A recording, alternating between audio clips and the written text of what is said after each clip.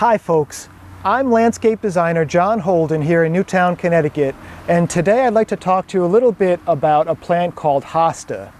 Now hosta is a very common plant here in the Northeast and you've probably heard of it before, but there's just a few notes I'd like to add about it.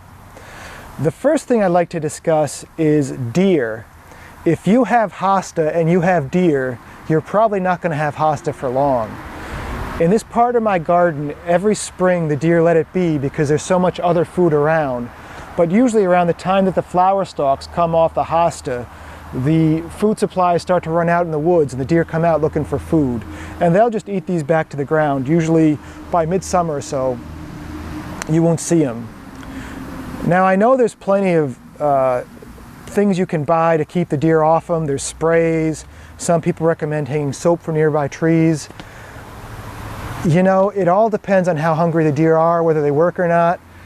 I would say if you're going to plant hosta, just be prepared that there's going to be deer. I've chosen to just enjoy my hosta in the spring and know that as the season progresses, they are going to be eaten. There's nothing I can do about it. The hosta you're looking at here is growing in the shade. There's a sugar maple right here. You can just see it in the corner of your screen. And it's growing underneath the sugar maple, which is definitely dry shade. And the hosta's doing great. So I definitely think hosta is a wonderful choice if you've got a part of your garden, hopefully fenced off, that you need a good plant for dry shade. Now over here I've chosen to use a mix of a yellow hosta and a blue hosta that are around the same height.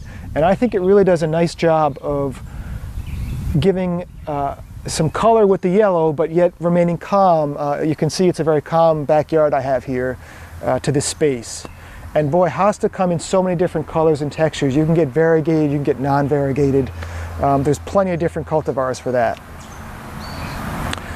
Hosta is what I like to consider one of the most difficult plants to kill on the planet. I could dig up this yellow plant, throw it in the middle of Route 34 in front of my house, which has about 10,000 cars go by a day, leave it there for a week, and then replant it, and it would probably grow.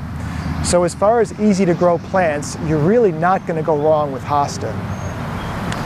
But just please remember that if you've got hosta and you've got deer, you're probably not going to have hosta for long. But it is a truly beautiful plant for your dry shade. I'm landscape designer John Holden here in Newtown, Connecticut. Thank you a lot for watching today and happy gardening.